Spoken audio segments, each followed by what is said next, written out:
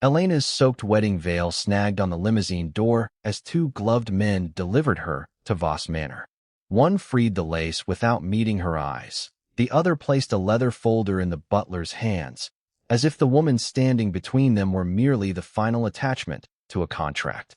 Rain struck the black stone steps in hard silver needles. Beneath the portico, amber lamps warmed the brass handles, but none of the faces waiting behind them. Elena climbed the steps without assistance. Cold water filled her satin shoes, and the ivory dress her father had chosen clung heavily to her legs. When the doors opened, violin music drifted through air, scented with cedar smoke and expensive whiskey. 40 guests stood beneath crystal chandeliers. No flowers, no family photographs, only men in dark suits, women wearing diamonds, and a white aisle leading toward a table where two marriage certificates waited beside a fountain pen. The whispers stopped when Elena entered. A silver-haired man near the front inspected her as though checking merchandise for damage. "The bride arrived intact," he said. A few guests laughed into their glasses. Elena removed her veil, folded the wet fabric once, and placed it on a marble console. The gesture was small, but it denied them the spectacle of watching her hide. Then Cassian Voss stepped out of the shadows beside the fireplace. He stood well over 6 feet, broad enough to block the orange flames behind him, yet it was his stillness that altered the room. Everyone else shifted around his silence. His charcoal suit carried no visible weapon, no jeweled pin, no sign of office. He needed none. The men who had delivered Elena lowered their eyes. Cassian approached until only the signing table separated them. His gaze moved from the rainwater dripping off her sleeves to the faint red marks circling her wrist, left by someone who had gripped too tightly during the ride. His jaw hardened for half a second. "Elena Marin," he said. It was not a greeting. It sounded like confirmation. "Cassian Voss." Her voice crossed the hall without trembling. Behind him, a clock clicked toward midnight. The silver-haired man opened the folder and pushed the first document forward. "The debt has been settled. Once the signatures are witnessed, the arrangement becomes binding." Arrangement. The word landed colder than the rain. Elena looked at the blank line bearing her name, then at the faces gathered to watch her surrender it. Cassian planted one hand on the table. The polished walnut gave a quiet creak beneath his palm. When he spoke, his voice was low enough to make the guests lean closer. "You've never met men my size." A smile touched the silver-haired man's mouth. Several guests expected Elena to flinch, apologize, or sign before the warning became something worse. She did none of those things. She lifted her chin and held Cassian's stare. "How do you measure that?" she asked. A glass stopped halfway to someone's lips. Elena rested 2 fingers on the unsigned certificate. "By your height." Her eyes moved briefly over his shoulders, then returned to his face. "Or by the number of people you can crush before no one is brave enough to call you small." The violinist's bow dragged across a string and fell silent. Even the fire seemed to contract behind Cassian. One of the escorts took a step toward Elena, but Cassian raised a finger. The man froze. Cassian studied her with the patience of someone accustomed to finding fear beneath defiance. Elena gave him no lowered gaze, no pleading smile, no gratitude for having been purchased by a more elegant captor. She pushed the fountain pen away. It rolled across the table and struck the leather folder with a sharp click. "If this ceremony requires my consent," she said, "you do not have it yet." The silver-haired man's expression tightened. "Mr. Voss, allowing this insult before witnesses would suggest." Cassian turned his head. The sentence died unfinished. Then his attention returned to Elena. For the first time, something changed behind his controlled expression, not softness and not anger. Recognition. He closed the folder, covering both signature lines with one hand. "No one touches her," he said. The escort stepped back. "No one speaks for her." The guests remained motionless beneath the chandelier's white fire, uncertain whether they had just witnessed disobedience or permission. Cassian lifted the unsigned contract and looked at the room that had expected him to claim a bride. "The ceremony is suspended." Elena heard locks shift somewhere beyond the hall as guards moved into position. Cassian had stopped the wedding, but he had not opened the doors. And when he looked at her again, his warning no longer sounded like a boast.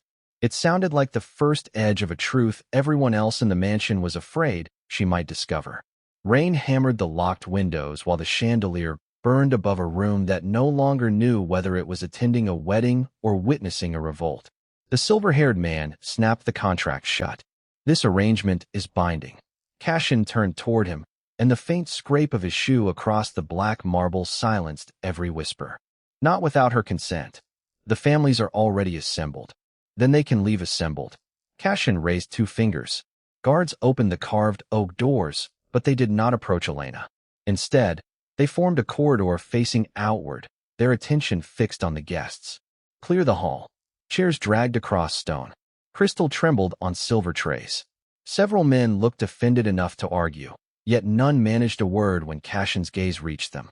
Elena remained beneath the white glare in her rain-heavy ivory dress, watching the balance of power shift one reluctant step at a time. The silver-haired man held his ground. You cannot dismiss witnesses to a lawful union. There is no union. Cashin took the unsigned document from him. And tonight, there will be no witnesses. He tore neither page nor signature line. He simply returned the contract to its leather folder and placed it beneath his arm, preserving Elena's right to decide, and whatever secret the agreement contained. The official's jaw tightened before he followed the departing guests. Within a minute, the hall stood empty except for Cashin, Elena, and 2 guards waiting near the doors. Cashin dismissed them as well. Their footsteps faded into the mansion until only the rain and the low hiss of the fireplace remained. Elena pulled the wet veil from her hair. If I'm free, open the gates. The front gates are watched. By your men. Some of them. Cold air pressed through the old window frames, carrying the smell of wet cedar and engine exhaust from the circular drive. Cashin reached inside his coat. Elena's shoulders stiffened, but what appeared in his palm was a brass key attached to a narrow strip of dark leather. He set it on the nearest table rather than placing it in her hand. East wing. 2nd floor. The room locks from inside. No servant enters unless you invite them. No guard crosses the threshold. Elena looked at the key but did not touch it. A private cage is still a cage. Then keep the key and choose when to leave it. Cashin removed a second key from the ring and laid it beside the first. That one opens the service stairwell leading to the courtyard. Her fingers closed around both pieces of brass. They were warm from his body, their serrated edges biting lightly into her palm. You expect me to believe the most feared man in this city purchased a marriage contract only to give the bride an escape route. I expect you to believe what you can verify. And what happens if I walk out now? Before sunrise, the people who brought you here will collect you again. His voice remained level, but his hand tightened around the leather folder. They were paid to deliver you. They were not paid to let you disappear. Elena studied the doors, then the rain-blurred windows. The guards had faced the guests, not her. The locks had shifted after the wedding stopped, but Cashin had never ordered them sealed against her. Every movement inside the hall had been designed to separate her from the men who had arrived expecting ownership. That warning in front of them, she said. It wasn't about what you intended to do to me. Cashin's expression did not change. No, it was about what they would do if they thought you were weak enough to challenge. A log cracked in the fireplace. Orange light moved over the broad line of his shoulders, then vanished beneath the severe black of his coat. This marriage was supposed to make certain people believe you were beyond their reach, he said. Suspending it has shown them you are not under mine. So now they'll test that. Before dawn, Elena slipped the keys between her fingers and stepped closer, not close enough for trust. Only close enough that he could see she had made her own calculation. Then stop deciding what I can survive. Cashin met her gaze. What are you asking for? The truth about the contract. All of it. That truth can make this house more dangerous than the road outside. Give me the choice anyway. For the first time that night, Cashin moved aside rather than blocking her path. Beyond him, a narrow corridor stretched into shadow, lined with dark portraits and closed doors. Your room is upstairs, he said. My records are not. Elena walked past him, then stopped when a faint mechanical click sounded from behind the west wall. Too precise to be old plumbing, too deliberate to be the storm. Cashin's eyes shifted toward the sound. Use the east stairwell, he said. Lock your door. Elena tightened her grip on the 2 keys. And while I'm locked inside, who exactly are you expecting to enter this house? Cashin looked toward the darkened corridor. Someone who already has. A second click traveled through the west wall, followed by the soft grind of gears beneath the paneling. Cashin turned toward the sound as two guards appeared at the far end of the corridor, their shoes striking the marble in clipped, urgent beats. "Seal the west passage," he ordered. "Search inward." Elena watched the men disappear into the shadows, then climbed the east stairwell, as instructed. Cold brass pressed into her palm. The key to her room could protect her, but the smaller key promised something more useful than safety: movement. Upstairs, she locked her door loudly enough for the guard outside to hear.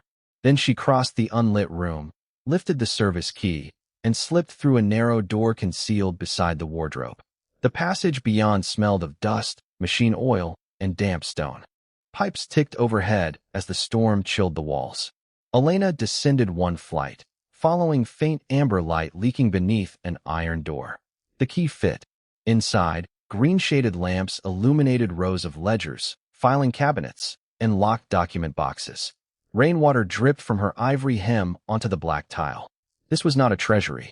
It was a map of obligations, names, payments, favors, betrayals. She searched for Marin. The first ledger recorded her father's debt.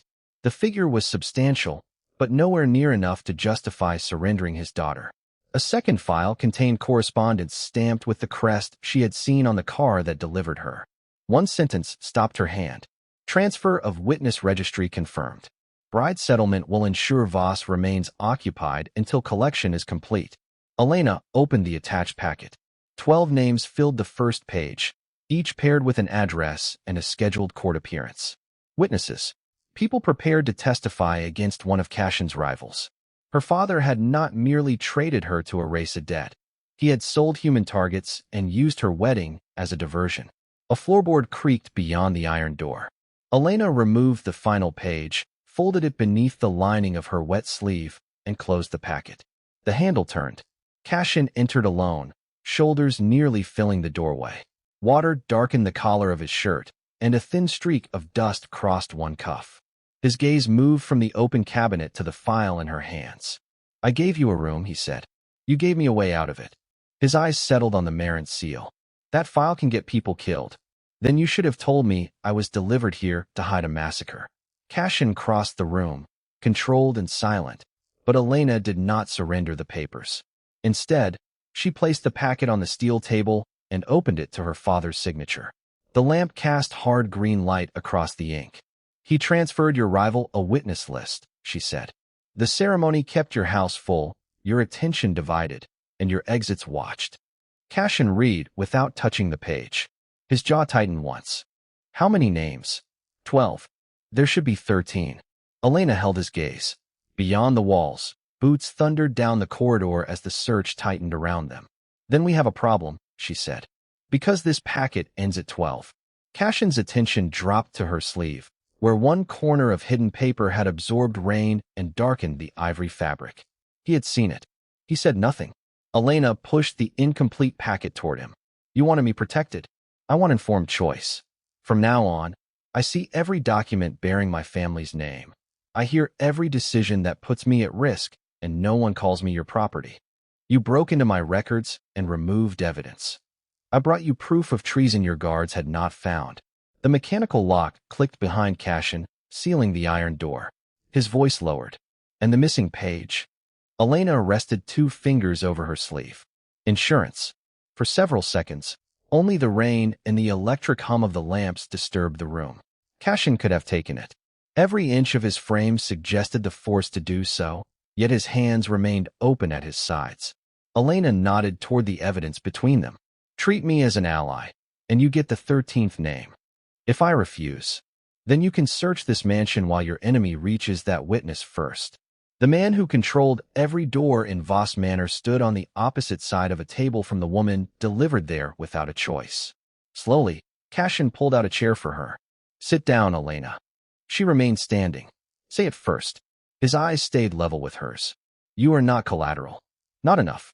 Footsteps stopped outside the sealed door. Someone tested the handle. Cashin glanced toward it, then back at her. "You are my partner in this matter." Elena withdrew her hand from her sleeve, but kept the page hidden. "Good," she said. "Then tell your men the traitor they're hunting may already be inside your council." The handle moved again, this time with a key. Cashin turned toward the door as Elena closed her fingers over the 13th name. Whoever stood outside had access to a room that was supposed to answer only to him. Cold air spilled through the opening door, carrying rain, cigar smoke, and the metallic chime of weapons shifting beneath tailored coats. The silver-haired man entered first. 6 council members followed him into the records room, their shoes striking the black stone in measured beats. His gaze moved from the open ledger to Elena's closed fist. So the purchased bride has been reading our secrets. Cashin stepped away from the table, broad shoulders cutting through the amber lamplight. Leave. No one moved. The silver-haired man placed a signet ring against the doorframe. Council authority. Any outsider who enters this room faces examination. She entered under my protection. Then protect her, the advisor said softly. And every man here will know Cashin Voss places a stranger above his own laws. Rain battered the narrow windows. Somewhere inside the walls, old pipes groaned with heat, but the room seemed to lose another 10 degrees. Cashin could empty it with one command. Elena saw the price before he spoke. Obedience secured by fear would remain obedience, but the council's trust would fracture. She opened her fist. Examine me. Cashin's jaw tightened. Elena, you call me your partner. Partners do not hide behind each other. She crossed the threshold before he could answer. The council chamber waited beyond the corridor, circular and windowless, its walnut walls polished until the lamps floated across them like captive flames. Elena took the lone chair at its center, but did not sit. The silver-haired man laid the recovered ledger pages on the table. You broke into a restricted archive, removed evidence, and withheld a witness's identity. Why? Because information is the only currency your world respects more than blood. A murmur moved around the room. And because, she continued, I needed to know whether Cashin's promise of equal standing survived inconvenience. The advisor's mouth thinned. Convenient words from a spy. He asked where the missing page was. Elena refused to answer. He demanded the 13th name. She refused again. Each refusal sharpened the silence, placing her safety and Cashin's authority on the same narrow edge. Then the silver-haired man reached for the bell used to summon the guards. Elena drew the folded page from her sleeve and slapped it onto the walnut table. Read the transfer code. His hand stopped above the bell. Along the page's lower margin sat a chain of authorization marks, each one tied to a protected witness relocation. The final mark bore no name, only 3 slanted strokes beneath a crescent-shaped seal. Elena pointed toward the advisor's right hand. Ink stained the groove beside his thumbnail, blue-black and fresh. The same ink glistened inside the signet ring he had pressed against the records room door. My father supplied the names, Elena said. But someone inside Voss Manor authenticated them. Someone with access to sealed rooms and council relocation codes. The silver-haired man curled his fingers inward. Cashin did not look at the stain. He watched the advisor's face. The 13th witness, Cashin said. Who is it? Elena unfolded the page completely. The lamps revealed a name followed by a relocation scheduled for dawn. Beneath it appeared the advisor's private authorization mark. Not a witness, Elena said. A courier carrying testimony against Cashin. Your senior advisor rerouted him into enemy hands. Chair scraped back. The silver-haired man lunged for the paper, but Elena pulled it beyond his reach and slid it to Cashin instead. This time, surrendering the leverage was her choice. Cashin caught the advisor's wrist before it crossed the table. No blow followed. No weapon appeared. He merely turned the stained signet toward the council and held it beneath the light. The room went still. Search his office, Cashin ordered. 2 council guards hesitated, then obeyed. The silver-haired man's authority vanished in the sound of their departing footsteps. His face, once smooth with certainty, tightened beneath the white fall of his hair. You would take her word over mine? No, Cashin said. I take evidence over rank. Elena finally sat, not from submission, but because no one could force her into the chair now. Cashin released the advisor and placed the incriminating page before the council. By exposing the traitor, Elena had cleared herself, but she had also shattered the custom that protected powerful men from judgment by outsiders. The guards returned carrying a coded transmitter and copies of the witness routes. Cashin looked around the chamber. Remove his ring. The silver-haired man stared past him at Elena. If you break our law for her, every family will demand a price. Cashin's shadow stretched across the table until it touched Elena's hand. Then they can present their bill. Metal clicked as the signet struck the walnut surface.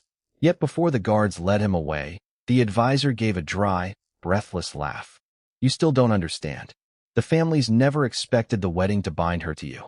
His eyes settled on Elena. They expected it to make you choose how much of your empire you were willing to lose. Rain ticked against the leaded windows as the silver signet spun across the walnut table, slowed, and fell flat with a brittle click. The lamps burned low, filling the record's room with hot oil, damp wool, and the metallic scent of the transmitter lying among the copied routes. Cashin turned toward the guards holding the silver-haired man. Bring him to the lower chamber. The council members shifted in their leather chairs. They knew what those words usually meant. Elena knew too. No, Cashin added. The single syllable stopped every movement. He drew back the chair at the head of the table, but did not sit. Instead, he placed the traitor's signet before Elena. The witnesses he sold were under my protection, but your name was used to conceal the transfer, and your life was placed inside their bargain. His gaze remained steady. The judgment is yours. A murmur passed through the chamber like wind beneath a locked door. One councilman struck the table with his palm. An outsider cannot pronounce sentence under Voss law. Cashin's fingers closed around the chair back, leather creaking beneath them. Then consider this the first time Voss law has been asked whether it deserves to survive. The silver-haired man lifted his chin. She will ask for blood. She must, if she expects these families to fear her. Elena looked at the black transmitter, then at the witness routes marked in the advisor's precise hand. Fresh rainwater gleamed on the guard's boots. Beyond the wall, an old clock counted the seconds with a heavy brass pulse. How many people can testify to what he did, she asked. The councilman nearest the files hesitated. 9 are still reachable. And the documents? Enough to prove conspiracy, unlawful confinement, bribery, and witness trafficking, Cashin said. Elena pushed the signet away. Then I don't want him killed. The silver-haired man's composure cracked, not into relief, but disbelief. Death would have preserved his silence and turned him into a warning.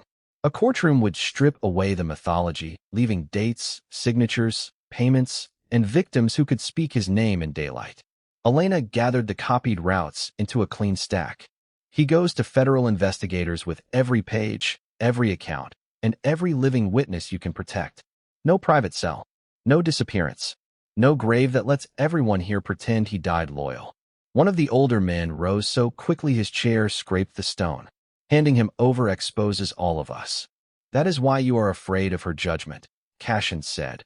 Not because it is merciful, but because it is measurable. Elena held out the files to him.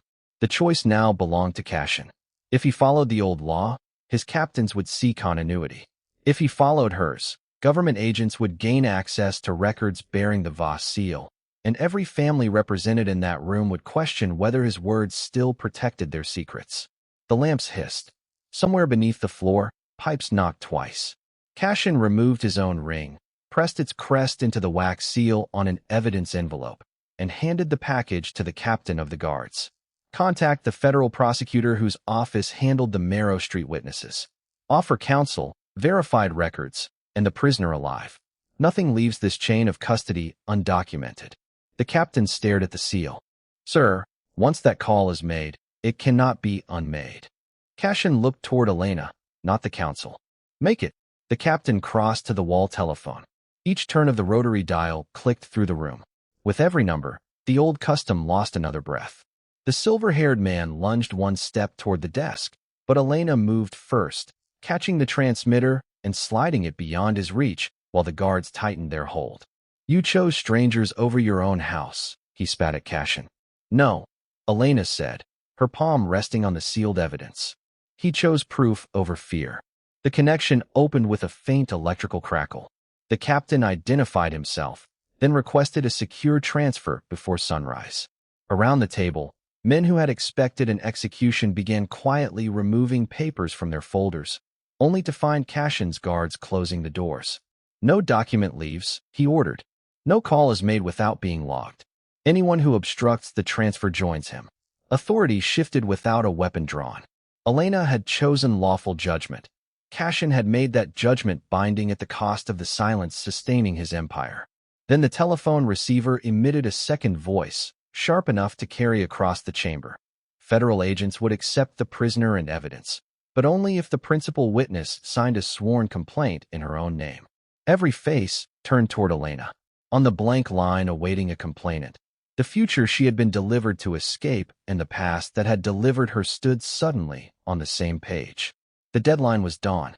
Cold blue light from the secure telephone washed over the unsigned complaint, while the mantel clock cut the remaining darkness into hard, metallic seconds. Beyond the sealed chamber doors, rain whispered against stone and tires hissed across the wet courtyard as the federal convoy approached Voss Manor. Elena Marin drew the document toward her.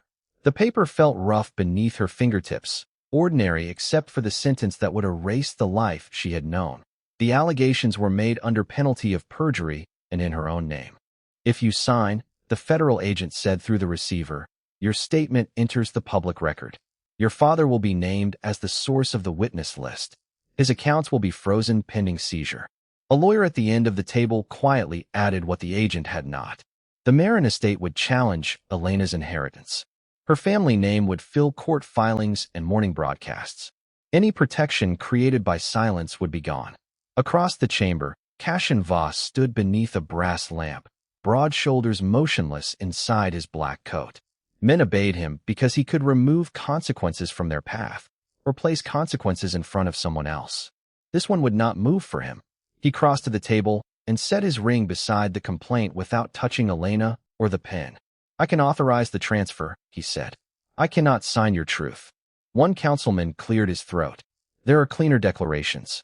The bride can accuse the advisor and omit Marin. The government gets its prisoner. She keeps her estate." Elena looked at the man, then at the silver-haired traitor seated without his signet. His mouth curved faintly. He understood the offer. Cut out her father, preserve the family fortune, and leave the first betrayal safely buried beneath the second. "No," Elena said. The word landed softly, yet chairs stopped creaking. She reached into the inner pocket of her rain-damp dress and removed the embossed Marin identification card she had carried since turning 18. Its gold crest flashed beneath the lamp. Beside it, she placed the key to her father's townhouse and the narrow black card granting access to the family trust. 3 small objects. An entire former life. Cashin's gaze lowered to them. "Once the affidavit is filed, those may never belong to you again. They belong to the price he put on me." Elena uncapped the fountain pen. The chamber smelled of wet wool, sealing wax, and bitter coffee gone cold. Her hand did not tremble when she wrote Elena Marin beneath the oath. Then she turned to the supplemental page and named her father as the man who had transferred the protected witness list, concealed the payment as debt, and used her arranged marriage to divert attention from the exchange. Each stroke stripped away another shelter. Inheritance, reputation, the possibility of returning home and pretending she had merely survived a private disgrace. The pen scratched to a stop. Elena pressed her thumb against the signature long enough for the ink to stain her skin. "Read it back," the agent instructed. She lifted the complaint. Her voice carried through the chamber without rising, naming the accounts, the transaction, and the father who had treated his daughter as settlement. When she finished, even the silver-haired man had lost his smile. Cashin picked up his ring and stamped the transfer authorization beside her signature, but he did not cover it with his seal. Her name remained visible. Separate. Chosen. A guard fed the pages into the encrypted scanner. Green light traveled over them inch by inch, and the machine released a low mechanical hum. On the telephone, the agent confirmed receipt. The federal transfer was approved. Orders followed immediately. The Marin accounts were placed under emergency hold, the estate notified of pending forfeiture, and Elena's complaint entered under her legal identity. Her phone vibrated against the table. A message from the Marin family attorney glowed on the screen. "Effective immediately. You are removed from all trusts, properties, and family representation. Do not return." Elena read it once, locked the screen, and slid the townhouse key across the table to Cashin's lawyer. "Send it back." No one moved until Cashin nodded. The lawyer sealed the key, trust card, and crest inside an evidence envelope. Elena watched the adhesive strip close with a dry tearing sound. Cashin could have offered money, another name, another mansion. Instead, he stepped beside her and faced the consequences she had chosen without trying to make them smaller. Outside, engines rolled beneath the stone archway as federal vehicles entered the courtyard. Then a guard approached Cashin with a cream envelope recovered from the files scheduled for transfer. A second contract seal, dated 3 days after the Voss agreement, marked its face. Cashin broke the wax, read the first line, and went utterly still. Elena had just destroyed her path back to her father. Now the document in Cashin's hand raised a colder question. If the marriage had settled the debt, why had her father arranged to sell her again? Rainwater clicked against the tall windows while the cream envelope lay open beneath a brass desk lamp, its broken wax dark as dried wine. The federal vehicles idled beyond the stone walls, sending a low vibration through the floor, but Cashin did not hand the contract to the waiting agents. He crossed the library, locked the oak doors, and placed the document before Elena. "Read the purchaser's clause," he said. The paper felt rough beneath her fingertips, still carrying the stale odor of the Marin archives. Her father's signature appeared at the bottom beside a date 3 days after the Voss agreement.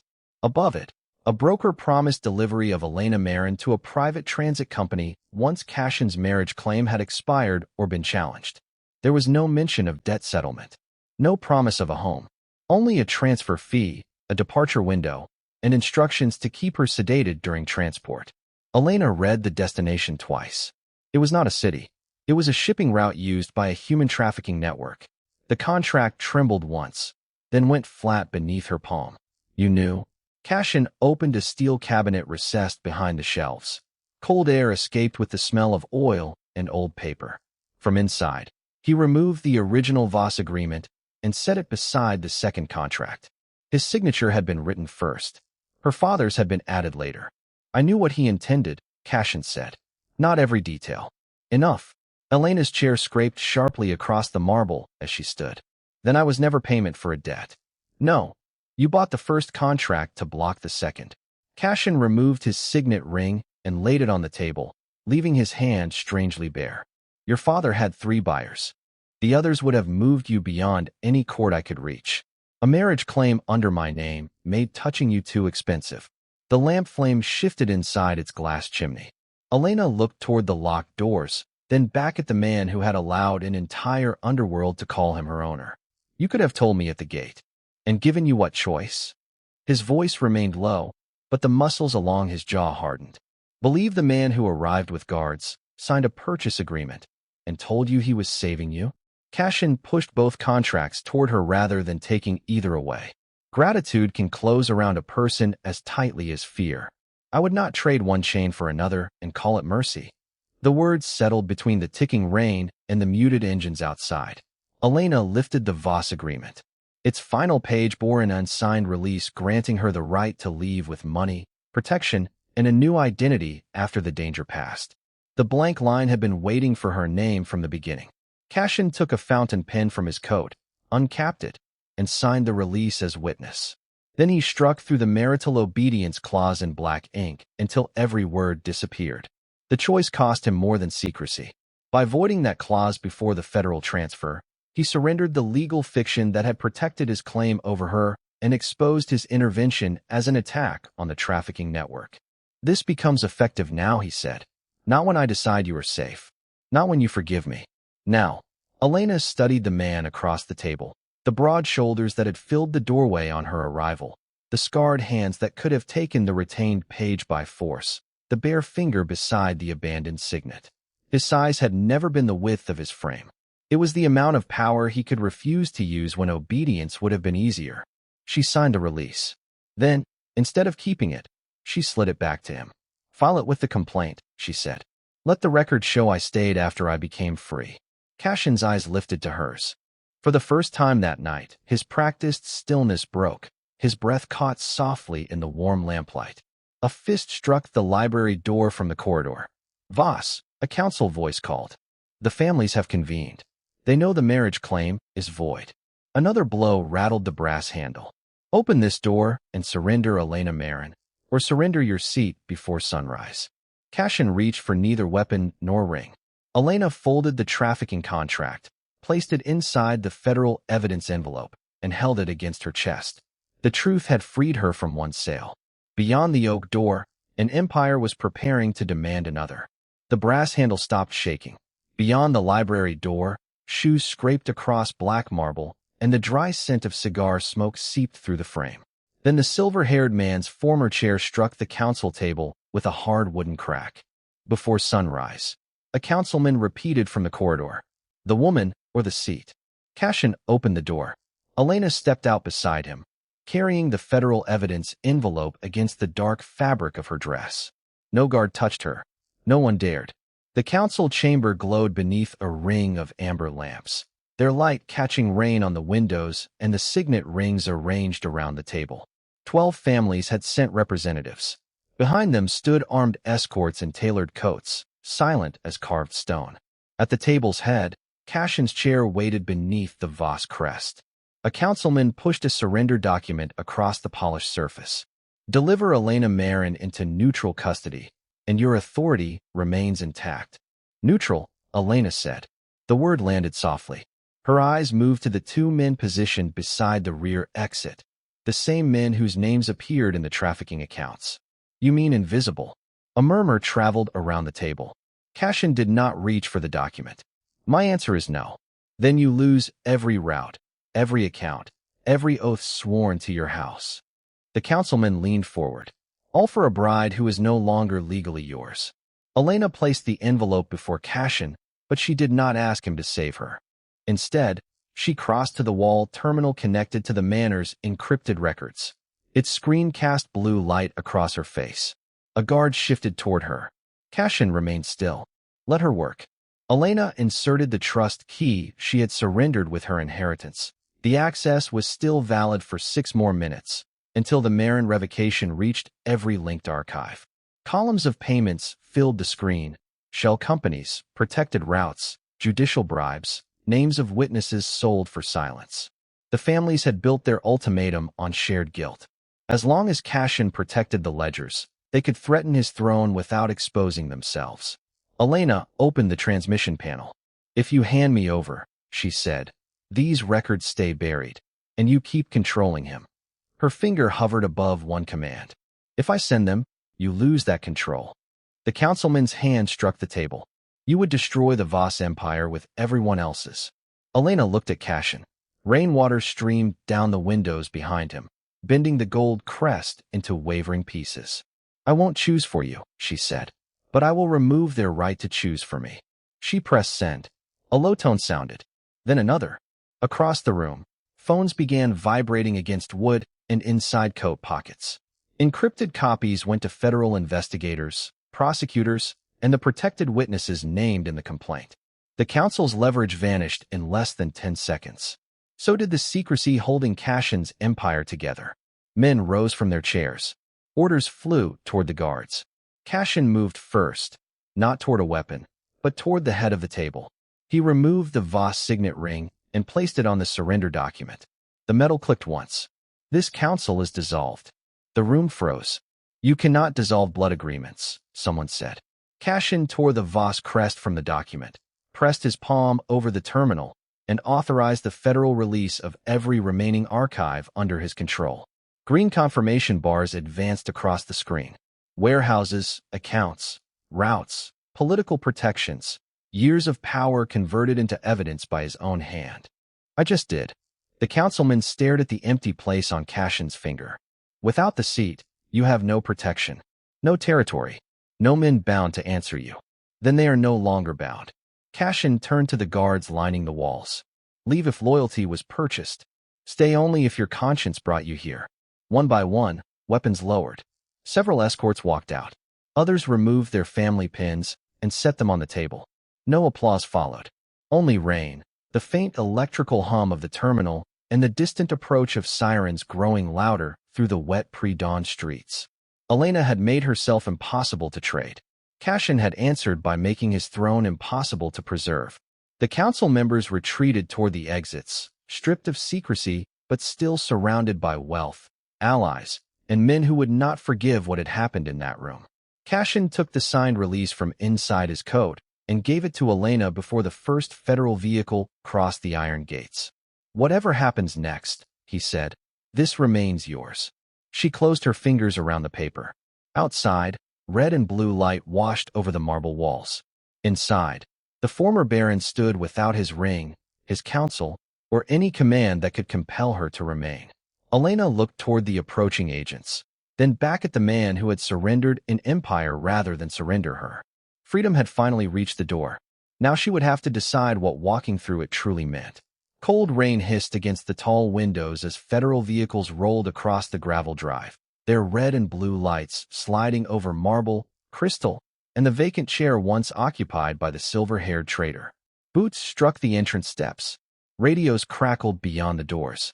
Elena Marin stood with her signed release pressed between both palms, its paper rough against skin still chilled from the night. No lock remained between her and the world beyond Voss Manor. Cashin had made certain of that. Two federal agents entered beneath the chandelier and surveyed the dismantled chamber.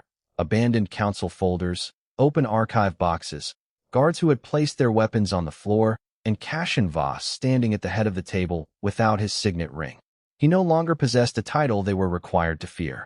"Mr. Voss," the lead agent said, "you'll come with us while the evidence is authenticated." A murmur stirred among the defeated families. One councilman smiled through bloodless lips, certain the former Baron would reach for Elena, bargain for immunity, or reclaim authority through one final command. Cashin did none of those things. He walked to the evidence case, lifted his signet ring from beside the broken council seal, and placed it inside. The metal struck the case with a small, hard sound. "That authenticated every order they obeyed," he said. "Let it authenticate the order that ends them." The agent closed the latches. Cashin then turned to Elena, but he kept several feet between them. No hand claimed her waist. No promise demanded repayment. "The eastern door is unguarded," he said. "A federal driver can take you anywhere you choose." Elena studied the open doorway. Dawn had begun thinning the darkness beyond it, turning the rain silver over the black iron gates. She could leave with her freedom, her complaint, and nothing bearing the Voss name except the release that proved he held no claim over her. Cashin stepped toward the waiting agents. That was when Elena moved. Her shoes crossed the polished floor with 4 measured clicks. She placed the release on the table, uncapped the same fountain pen she had used to condemn her father, and wrote beneath the legal signatures, "I remain by my own choice." The room went silent. Cashin stopped before the agents. "Elena," he said, his voice lower than the rain, "freedom does not require you to stay." "I know." She folded the document and returned it to her coat. "That is why staying means something now." One of the former councilmen pushed forward, rage sharpening his face. "You destroyed generations for a woman delivered as payment." Cashin looked at the empty chair, the discarded seals, and the guards now answering to their own consciences. Then he crossed the room, not toward a throne, but toward Elena. "No," he said. "I destroyed the right of men like us to believe a human being could ever be payment." The lead agent extended a hand for Cashin to accompany him. Elena caught Cashin's coat sleeve before he could turn away. She did not plead for escape or offer gratitude as obedience. Instead, she handed the agent a second signed statement confirming that her testimony had been given without coercion and that Cashin had released her before she chose to remain. Her action removed the council's final weapon, the claim that she was merely a captive defending her captor. Cashin watched the agent accept it. For the first time that night, the hard line of his shoulders eased. "You once asked how my size should be measured," he told her. Elena's gaze held his beneath the cold chandelier light. "And now?" Cashin glanced at the ring locked inside federal evidence, then at the open door he had refused to close behind her. "By how much power a man can surrender before he becomes small enough to stand beside someone instead of above her." The agents led him toward the entrance. Elena walked with him, not behind him. At the threshold, Cashin paused as pale morning spread over the wet stone and the manor's old banners sagged in the rain. "There may be trials," he said. "There will be consequences. Then we meet them without chains." Her fingers found his, not as property, not as settlement, but as an equal choosing the cost with clear eyes. Behind them, the empire was catalogued into evidence. Ahead, no throne waited, no contract commanded, and no borrowed authority could promise safety. Yet when they stepped into the dawn together, the measure of Cassian Voss was no longer the world he could crush, but the world he had willingly laid down so Elena Marin could stand free.